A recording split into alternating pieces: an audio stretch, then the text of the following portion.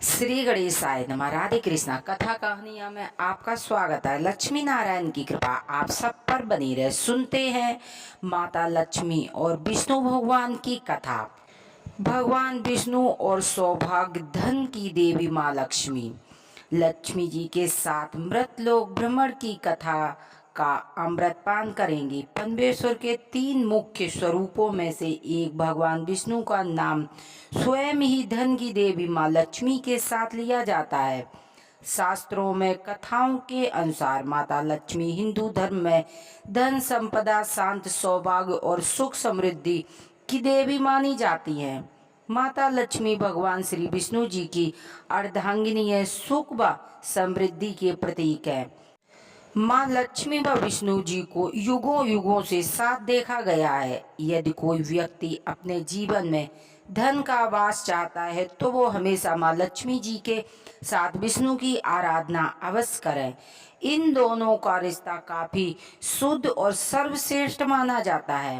परंतु क्या हुआ था जो लक्ष्मी जी के कारण भगवान विष्णु की आंखों भर आई। एक कथा के अनुसार माँ लक्ष्मी किस बात से विष्णु जी इतने निराश हो गए। एक बार भगवान विष्णु शेषनाग पर बैठे बैठे उदास हो गए और धरती पर जाने का विचार बनाया। धरती पर जाने का मन बनाते ही विष्णु जाने की तैयारियां में लग गए।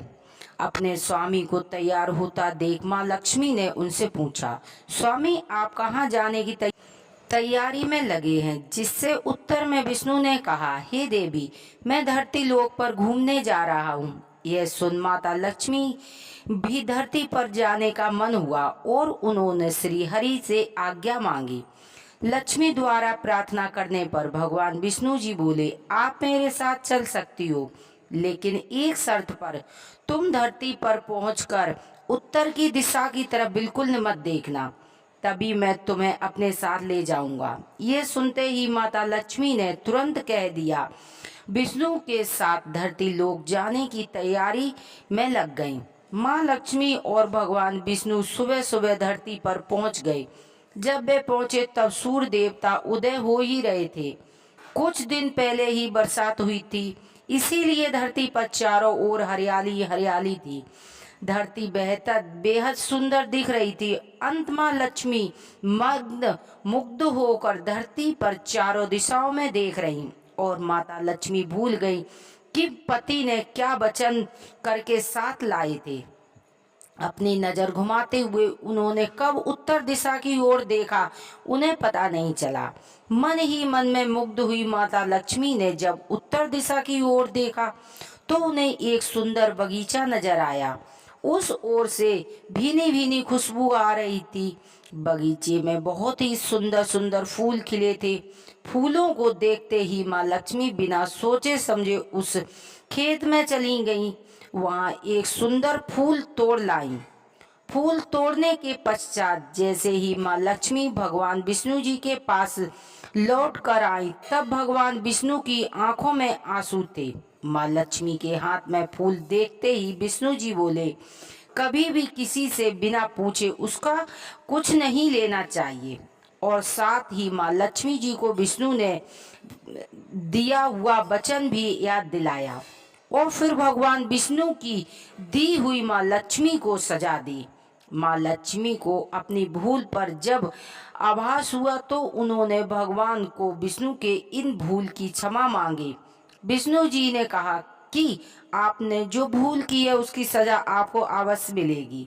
जिस माली के खेत से आपने बिना पूछे फूल तोड़ा है, यह एक प्रकार से चोरी है। इसीलिए अब आप 3 वर्षों तक माली के घर में बन कर रहोगे। उसके बाद मैं आपको वैकुंठ में ले जाऊंगा। भगवान विष्णु का आदेश माता लक्ष्मी ने चुपचाप सर झुकाकर मानकर स्वीकार किया। इसके बाद माँ लक्ष्मी ने एक गरीब औरत का रूप धारण किया और उनके खेत के मालिक के घर गईं। माधव नाम के उस माली का एक झोपड़ी थी। माधव अपनी पत्नी, 2 बेटे और 3 बेटियों के साथ रहता था। माता लक्ष्मी जब एक साधारण औरत बनकर माधव की झोपड़ी पर पधारी तो माधव ने पूछा, बहन आप कौन हो? तब माँ लक्ष्मी ने कहा, मैं एक गरीब औरत हूँ, मेरी देखभाल करने वाला कोई नहीं है, मैंने कई दिनों से खाना भी नहीं खाया है, मुझे कोई भी काम दे दो, मैं तुम्हारे घर का सारा काम कर दिया करूँगी, और इसके बदले आप मुझे अपने घर में एक कोने में आसरा दे देना। माधव बहुत ही अच्छे दिल का मालिक था, उसे दिल दया आ गई, लेकिन उसने कहा, बहन मैं तो बहुत ही गरीब हूँ, मेरी कमाई से मेरे घर का खर्च काफ़ी कठिनाइयों से चलता है, लेकिन अगर मेरी 3 बेटियां हैं, इसकी जगह 4 बेटियां होती तब भी गुजारा करना पड़ता। अगर तुम मेरी बेटी बनकर जैसा रूखा सूखा हम खाते हैं और तो उसमें तुम भी खुश रह सकती हो तो अति सुंदर होगा। माधव ने माता लक्ष्मी को अपनी झोपड़ी में शरण दे दी और माँ लक्ष्मी ने 3 साल तक उस माधव के घर में नौकरानी बनकर रही। कथा के अनुसार कहा जाता है कि जिस दिन माँ लक्ष्मी माधव के घर आई थी, उनके दूसरे दिन ही माधव के फूलों में इतनी आमदनी हुई कि शाम को उसने एक गाय खरीद ली। धीरे धीरे माधव ने जमीन खरीद ली और सबने अच्छे अच्छे कपड़े बनवा लिए।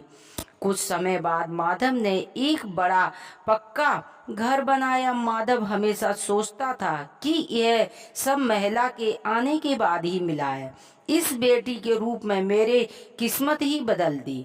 एक दिन माधव जब अपने खेतों में काम खत्म कर आया तो उसने अपने घर द्वार पर गहनों से लदी हुई एक देवी स्वरूप औरत देखा।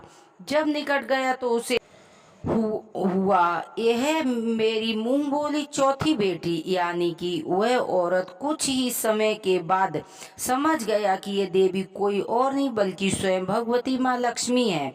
यह जानकर माधव बोला, हे माँ हमें क्षमा करें, हमने आपसे अनजाने में ही घर के खेत के काम करवाए। हे माँ यह हमसे कैसा अपराध हो गया है, हे माँ हम सबको माफ कर दो। यह सुन माँ लक्ष्मी मुस्कुराई और बोली, हे माधव तुम बहुत ही अच्छे और दयालु व्यक्ति हो, तुमने मुझे अपनी बेटी की तरह रखा, अपने परिवार का सदस्य बनाया। इसके बदले में मैं तुम्हें वरदान देती हूँ कि तुम्हारे पास कभी भी खुशियों की और धन की कभी कमी नहीं रहेगी, तुम्हारे सारे सुख मिलेंगे जिसके तुम हकदार हो। इसके पश्चात माँ लक्ष्मी जी अपने स्वामी श्री हरि के द्वारा भेजे रथ में बैठकर बैकुंठ चली गई। हे माँ मेरी विनती है कि जैसे आपने माधव पर कृपा दृष्टि रखी, वैसे ही कृपा दृष्टि हमारे समाज और हम सब पर बनाए रखना। बोलो लक्ष्मी माता की जय। यदि हमारी कथा कहानियाँ आपको पसंद आती तो प्लीज चैनल सब्सक्राइब करें, वीडियो को लाइक करें। हर हर महादेव की जय। बोलो मैया पार्वती की जय।